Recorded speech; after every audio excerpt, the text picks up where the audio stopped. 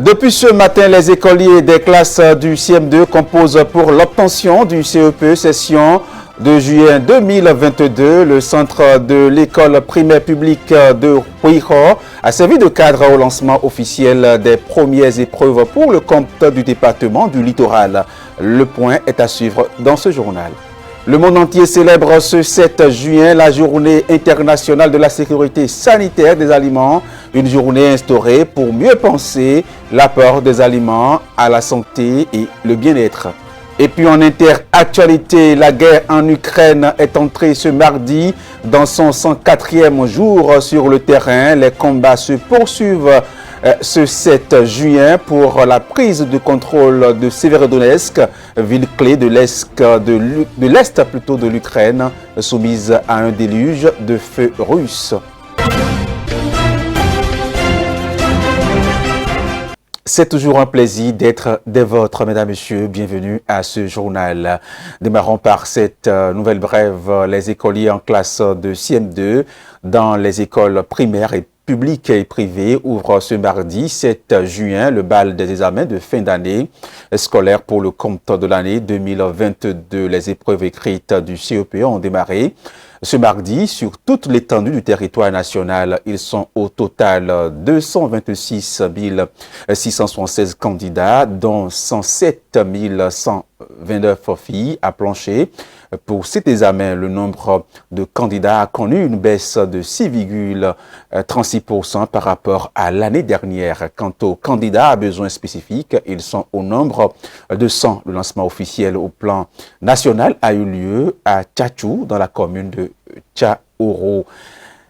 Et dans le département du littoral, c'est le centre de l'école primaire publique de Huiho qui a abrité le lancement officiel des premières épreuves. Il a été procédé par le maire de la ville de Cotonou, Lucas Tropo, et le préfet du littoral, Alain Orunla, en présence de Romaric Dossa et Mathieu Soso. Très tôt dans la matinée de ce mardi 7 juin 2022, les candidats, pour la plupart accompagnés de leurs parents, font leur entrée ici au centre de l'école primaire publique de Huiho à Cotonou. Le centre choisi pour abriter le lancement officiel du certificat d'études première session de juin 2022 dans le département du littoral. À 7h00, les parents sont invités à se retirer du centre. C'est à 8h30 que les premières épreuves ont été lancées.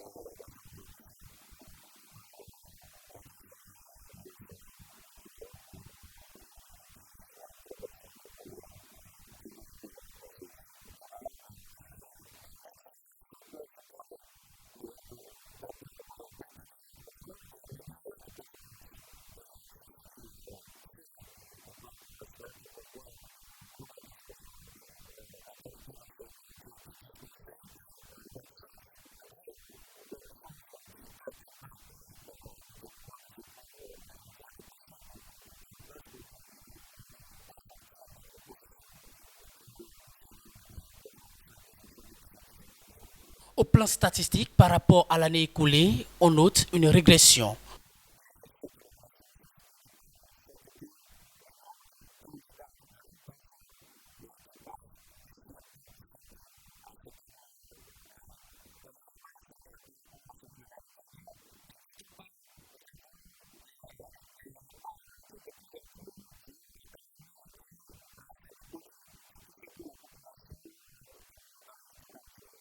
Et c'est parti pour 3 jours de composition. Au total, 17 215 candidats, dont 8 596 filles, composent dans le département du littoral. Ils sont répartis dans 48 centres de composition, dont 2 consacrés aux 39 candidats à besoins spécifiques. Du certificat d'études primaires, on en parle toujours. Les candidats à l'examen du CEP, session de juin 2022, en plancher pour 3 épreuves écrites ce matin. Lecture, expression écrite et éducation scientifique et technologique EST. À la fin de cette matinée de composition, quelques candidats apprécient les différentes épreuves au micro de Olive Biaou et Mathieu Soso. Il est midi 45 minutes, ici, à l'école primaire publique à Kpakpa Centre. C'est la fin de la première partie des épreuves écrites pour les candidats au certificat d'études primaires.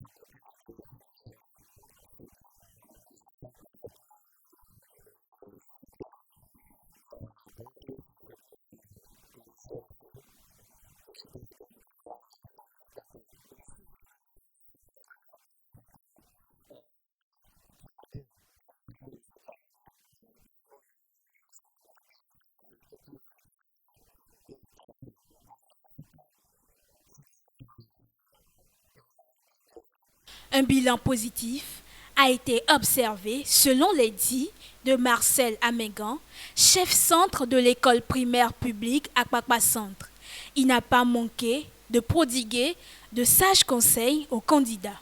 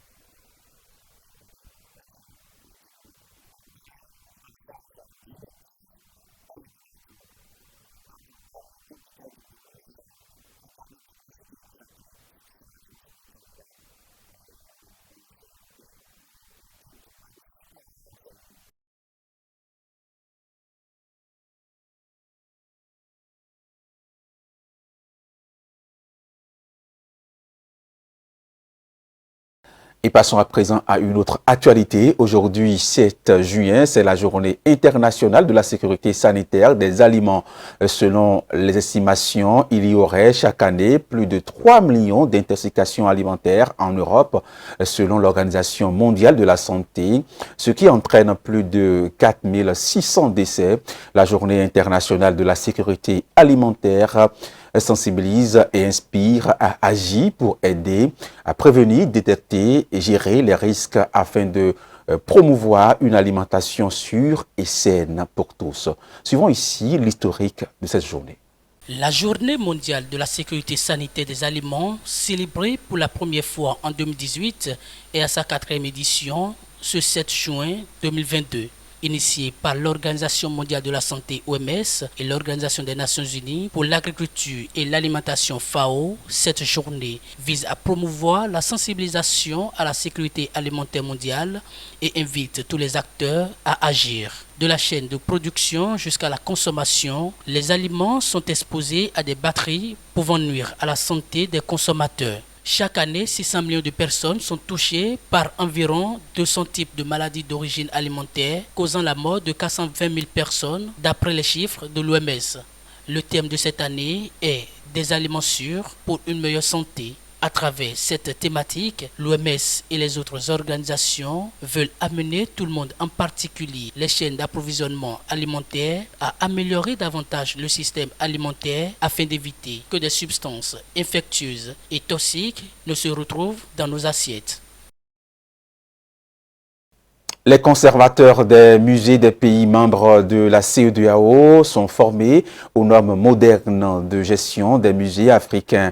Une formation qui s'inscrit dans une politique globale de développement du patrimoine et de l'offre touristique du Bénin. Ce samedi, à l'EPA, École du patrimoine africain à Porto Novo, la cérémonie marquant le moment ultime de cette formation a été présidée par Florent Kwaozoti, conseiller technique à la culture, représentant du ministre du Tourisme et de la Culture et des Arts également. Suivons ici le point de cette belle cérémonie. Venus des 15 pays de la CEDEAO, ils sont 30 conservateurs à participer à cette formation des experts de musées sur les normes modernes de gestion des musées africains. Nous, participants au présent atelier régional de formation des gestionnaires de musées, satisfaits des conditions matérielles d'organisation de la formation, tenons à exprimer notre profonde reconnaissance. Cette formation s'inscrit dans le cadre du plan d'action 2019-2023 de la CEDEAO sur le retour des biens culturels à leur pays d'origine. Un plan d'action approuvé par les chefs d'État et de gouvernement membres de l'organisation. La formation qui a duré, il faut dire 9 jours, parce qu'il y a eu 3 jours de formation virtuelle et 6 jours de formation en présentiel, a permis de passer en revue toutes les techniques et les astuces de gestion des musées. La formation est assurée par l'Université Senghor d'Alexandrie en partenariat avec l'École du patrimoine africain et l'appui technique et financier de Open Society Foundation. La formation dont vous avez bénéficié est une plus-value pour votre travail quotidien, en même temps qu'elle vous renvoie à une mobilisation technique dans les processus de restitution de vos pays respectifs. Quant à moi, je voudrais vous rassurer que je serai votre porte-parole auprès de mes pairs ministres chargés de la culture, afin que chacun de nous puisse faciliter la mise en pratique de cette formation dans son pays. Cette formation s'est achevée par la remise du parchemin aux participants. La commission de contrôle du ministère du Commerce et de l'Industrie du Bénin a effectué une descente inopinée ce samedi 4 juin 2022 dans plusieurs supermarchés à Cotonou. L'objectif est de contrôler le prix de l'huile végétale. Au cours de cette descente, plusieurs supermarchés non respectueux des mesures gouvernementales contre la cherté de la vie ont été mis à nu. Le reportage est signé Romaric Tossa. Descente inopinée dans les supermarchés et boutiques de vente de produits alimentaires à Cotonou. Ces hommes, ils sont agents de la commission de contrôle du ministère de l'Industrie et du Commerce. Ils constatent ici si le prix de vente de l'huile végétale raffinée, fixé à 1300 francs CFA le litre par le gouvernement, est respecté. L'huile végétale, actuellement, on n'en a pas courage de ça. Que le gouvernement est fixé 1300 francs sur les huiles. Et on est en train de vendre 1500. On avait ça vient de finir. Et on a vendu ça à 1300. Vous avez vérifié. Maintenant, on va commander encore semaine prochaine. C'est le gouvernement qui a donné le prix de 1300, donc il faut respecter ça. Le ministre a dit, s'il y a une descente, qu'elle peut descendre même avec son groupe. S'il y a une descente, que le prix n'est pas à 1300, que nous serons pénalisés. Donc, pour cela, on est dans la droiture. Lors de cette descente, plusieurs responsables de supermarchés et boutiques ont été épinglés pour non-respect du prix. Dans les rayons des établissements de ces derniers, le litre de l'huile végétale est vendu à 1500 voire 1800 francs CFA. Il y a certains supermarchés qui n'ont pas respecté le prix. Et nous avons fait des saisies conservatoires et ils sont convoqués pour la suite des procédures. Nous demandons aux consommateurs d'être éveillés sur le terrain et de signaler tout commerçant qui veulent aller au-delà des 1300, de les signaler, de venir au ministère de les signaler. On a un numéro vert qui est 113 qui peut appeler. C'est gratuit pour signaler le lieu et le commerçant en question et nous descendons pour appliquer les tests. Les responsables de ces établissements ont été convoqués par le ministère de l'Industrie et du Commerce pour s'expliquer. Ils sont sommés de ne pas vendre des bouteilles restantes dans leur supermarché jusqu'à la fin de la procédure enclenchée par le ministère après la délivrance de la convocation. D'autres descentes inopinées de contrôle sont annoncées dans les prochains jours. Et ouvrons à présent la page internationale de cette édition, alors qu'aucune décision n'a été prise à l'encontre des putschistes maliens par les dirigeants de la communauté économique des États de l'Afrique de l'Ouest CEDEAO, réunis les 4 et 5 juin à Accra au Ghana. La junte qui gouverne s'est donnée lundi jusqu'à mars 2024 avant de rendre le pouvoir aux civils en fixant par décret à 2 ans à partir du 26 mars dernier la durée de la période dite de transition. Le chef de la junte, le colonel Assimi Goïta, a signé un décret en ce sens. Au Mali, les militaires se donnent jusqu'à mars 2024 pour rendre le pouvoir aux civils. Cette transition a été annoncée lundi après signature d'un décret par le colonel Assimi Goïta, chef de la junte. La décision intervient au surlendemain d'un sommet de la communauté économique des États d'Afrique de l'Ouest qui a imposé depuis le 9 janvier des sanctions commerciales et financières au pays pour forcer la junte à présenter un calendrier de transition acceptable. La durée de la transition est fixée à 24 mois pour compter du 26 mars 2022, conformément à l'article 22 de la loi numéro 2022-001 du 25 février 2022 portant révision de la charte de la transition. Alors que la junte qui a pris le pouvoir par la force en août 2020 n'a pas tenu son engagement initial de céder la gouvernance du pays aux civils après des élections programmées en février dernier, les militaires ont finalement changé de projet à plusieurs reprises en passant de 5 ans supplémentaires à finalement 24 mois. Les dirigeants ouest-africains n'ont pour le moment pas levé les sanctions, mais poursuivent le dialogue avec la junte. Une levée graduelle devrait être envisagée lors d'un nouveau sommet le 3 juillet. Et puis au Nigeria, après l'attaque meurtrière de l'église catholique de Saint-François-Xavier dans le sud-ouest du Nigeria, dimanche, la recherche des auteurs s'intensifie. Une enquête médico-légale est en cours pour déterminer les causes de l'assaut qui a fait au moins 50 victimes. Le prêtre de la paroisse, le père Vincent Anadi, est revenu sur cet événement tragique. Reportage. Après l'attaque meurtrière de l'église catholique de Saint-François-Xavier dans le sud-ouest du Nigeria dimanche, les efforts s'intensifient pour retrouver les assaillants. Père Vincent Anadi, prêtre de la paroisse, est revenu sur cet événement tragique. J'ai vu des gens courir à toute vitesse dans la ville et crier « Ils arrivent !» J'ai essayé de prendre le chemin le plus court pour revenir à la paroisse. C'est à ce moment-là que j'ai croisé 2 de mes enfants de cœur qui m'ont arrêté et m'ont dit « Mon père, arrêtez, n'allez pas à la paroisse, ils sont en train de tuer tous les gens dedans. » J'ai demandé de qui ils parlaient et ils ont répondu qu'ils ne savaient pas. L'attaque n'a pas encore été revendiquée. Une enquête médico-légale est en cours pour déterminer les causes de l'assaut qui a fait au moins 50 victimes. Nous ne pouvons pas vraiment donner un chiffre précis ou des statistiques pour le moment, parce que, comme vous pouvez le voir, j'essaie de collecter des informations. Les noms que j'ai sont les personnes que je connais. Beaucoup d'enfants ont été touchés. Bien sûr, ce sont les parents qui doivent les identifier. Et pour l'instant, nous ne connaissons même pas ces personnes. Peut-être que d'ici une semaine, nous pourrons dire qui a été touché. Pour ce qui est des personnes influentes de l'Église, les personnalités connues, plus de 30 victimes sont mortes sur place hier et ont été emmenées à la morgue.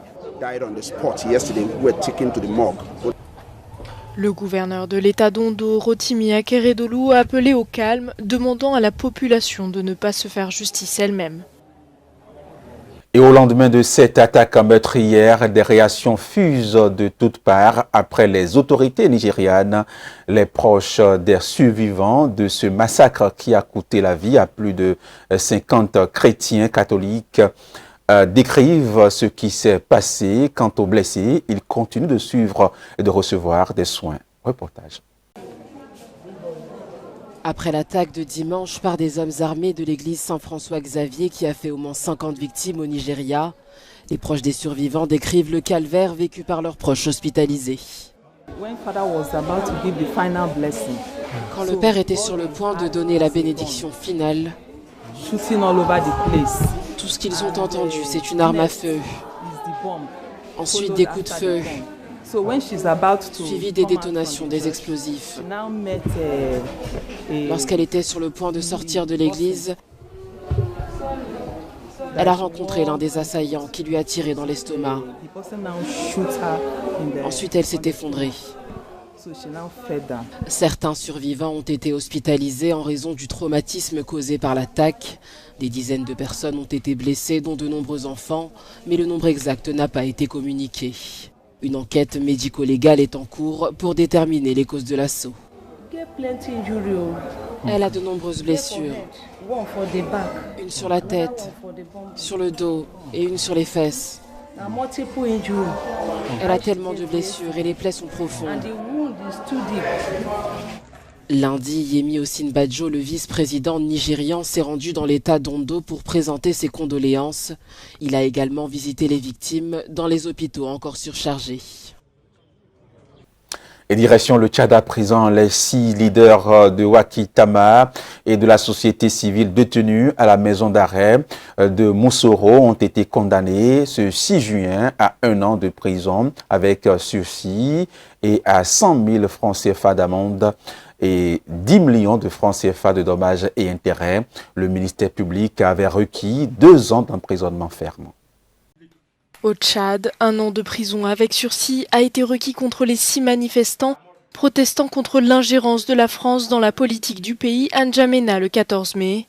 Condamnés pour trouble à l'ordre public, ils ont également écopé d'une amende de 15 000 €. La coalition de l'opposition Wakitama a qualifié de politique la décision du tribunal. Le procureur, pour le moment, n'a pas mis sur la table les preuves. Aucune. Mais il a quand même requis des peines d'emprisonnement et des dommages et intérêts, plus des amendes. Pour en arriver là et forcer les choses, alors le procès il est forcément politique. La France est militairement présente dans le pays depuis plusieurs années, notamment dans le cadre de l'opération Barkhane. Avec l'annonce du redéploiement des troupes présentes au Mali, le président Mahamat Idriss Déby Itno a démenti tout renforcement des effectifs dans le pays 2 jours après la manifestation anti-français. C'est donc un procès de la France contre des leaders de la société civile au Tchad et en général de la population qui conteste leur politique au Tchad et les conséquences de leur politique au Tchad. Laguerre Ndjarandi, avocat de la coalition Wakitama, a annoncé faire appel de la décision, une peine de sursis restant une peine.